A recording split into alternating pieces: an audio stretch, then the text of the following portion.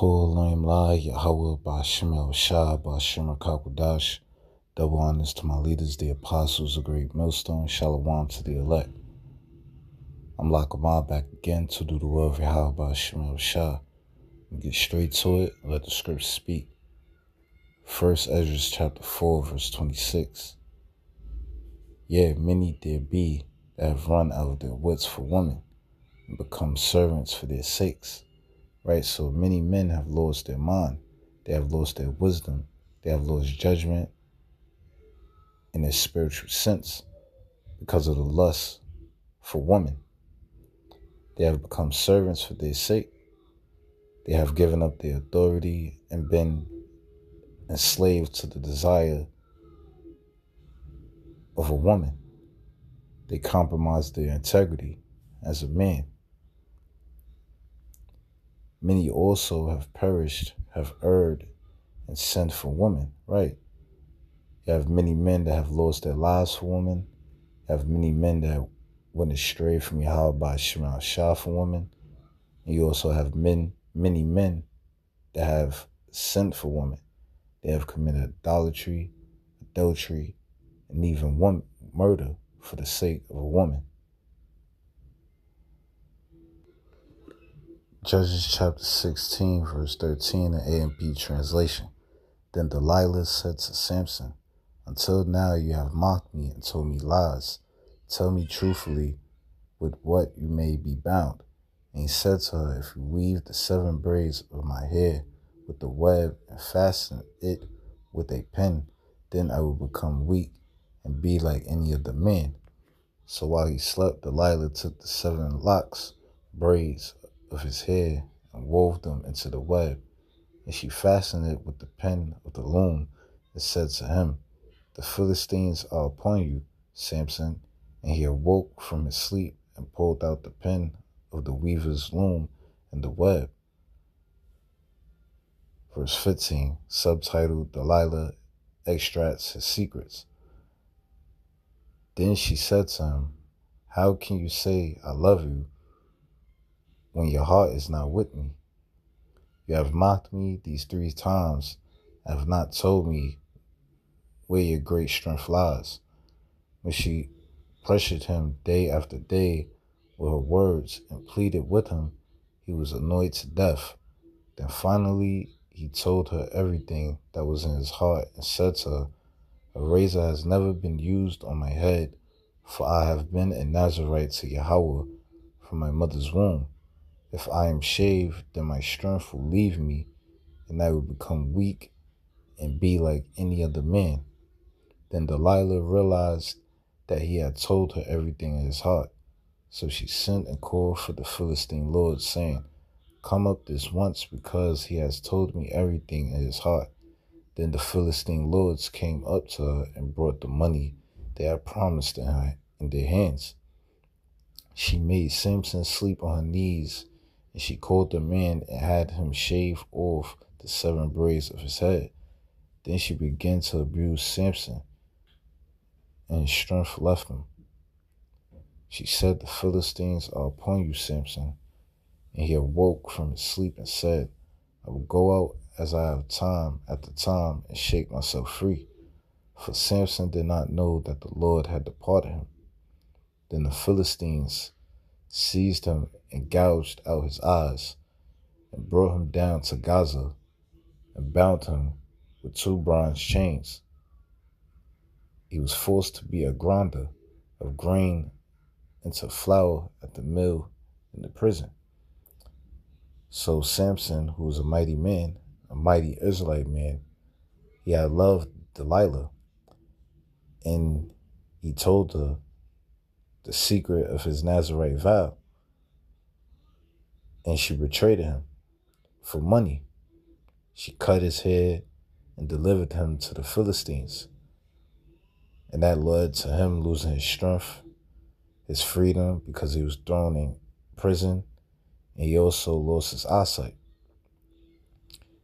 This is an example of men losing their minds, running out of their wits for women, and becoming servants for women.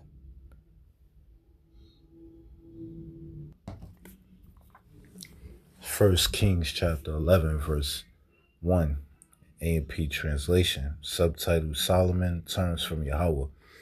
Now King Solomon defiantly loved many foreign women, along with the daughter of Pharaoh, Moabite, Ammonite, Edomite, Sidonian, and Hittite women, from the very nations of whom the Lord said to the Israelites, "You shall not associate with them, nor shall they associate with you, for the result will be that they will turn away your hearts to follow their gods."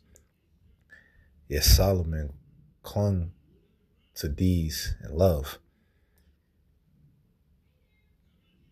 He had 700 wives, princesses, and 300 concubines, and his wives turned his heart away from Yahweh.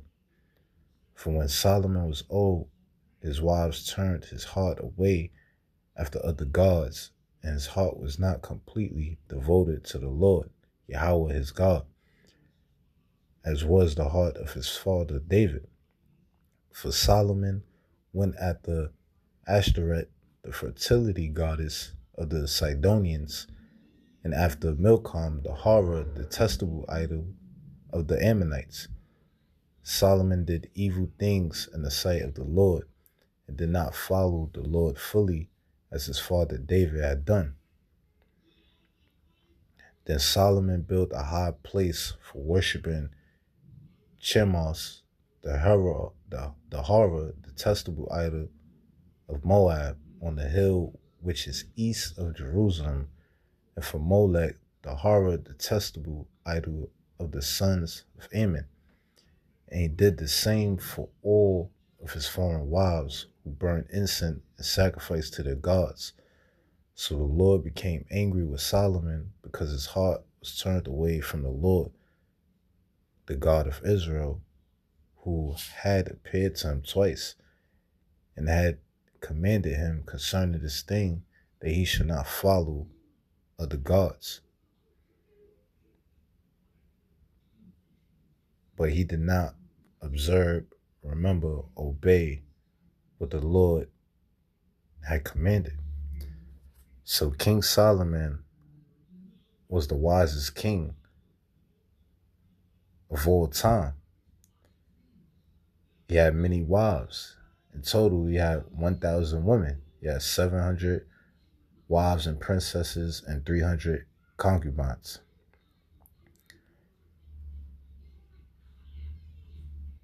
And he turned his heart to serve their gods. He built altars for the idols that the woman he had worshiped. This is another example of men going astray and sinning for women.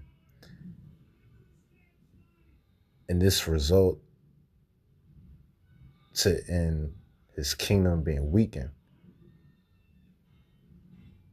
and being judged because he gave his strength to women.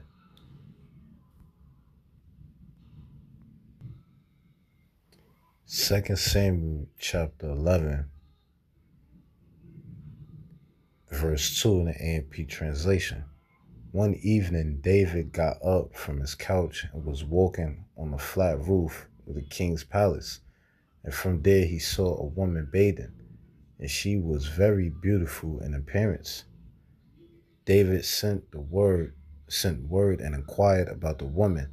Someone said, "Is this not Bathsheba, the daughter of Eliam, the wife of Uriah the Hittite?" David sent messengers and took her. When she came to him, he laid with her. And when she was purified from her uncleanness, she returned to her house. The woman conceived, and she sent word and told David, "I am pregnant." Verse 14. In the morning, David wrote a letter to Joab and sent it with Uriah. He wrote in the letter, "Put Uriah in the front line of the heaviest fighting, and leave him so that he may be struck down and die." So it happened that as Joab was besieging the city, he assigned Uriah to the place where he knew the enemy's valiant men were positioned. And the men of the city came out and fought against Joab, and some of the people among the servants of David fell. Uriah the Hittite also died. Verse 26. When Uriah's wife Bathsheba heard that her husband Uriah was dead, she mourned for her husband. And when the time of mourning was past, David sent word and had her brought to his house, and she became his wife and bore him a son. But the thing that David had done with Bathsheba was evil in the sight of the Lord. So King David is the beloved of the Most High. He lusted after Bathsheba, who was the wife of Uriah. He committed adultery with her. Then he basically lined Uriah up. He told Joab to put Uriah on front line. And that led to Uriah being put to death in battle. He thought that would cover it. Even though King David was forgiven, this act had displeased Yahweh Shemel Shah, and it brought judgment upon David's household. No, that was a very evil act. He committed adultery and he also committed murder. And this is also another example of men going astray and sinning for women. No, this was adultery, murder, and also deception. And this is what men do today. Men be bugging out for women, doing all sorts of things just to get some box.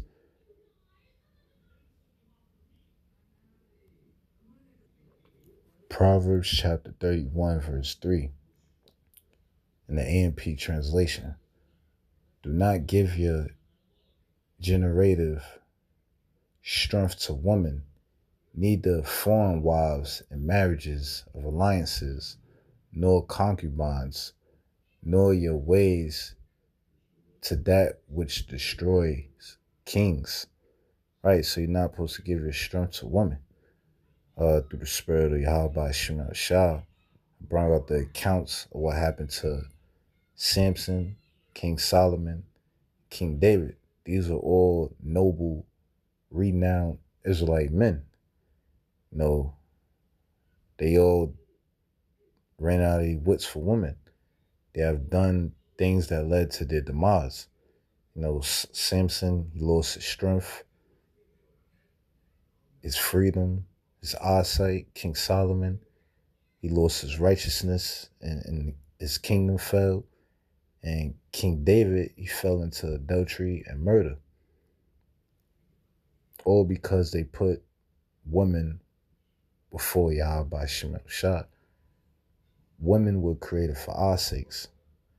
There's a divine order. It's the Most High Yahweh, his only begotten Son, Yahweh Shah, the Israelite man, the woman, and the Israelite child. As the scripture says in 1 Corinthians 11:3. As men, we're supposed to rule in wisdom, because wisdom protects us from destruction. And not just any wisdom, but the wisdom of Yahweh Ba'ashem Yahushua. Kol Elohim La Yahweh Ba'ashem Yahushua Ba'ashem Rakawadash. Shalom.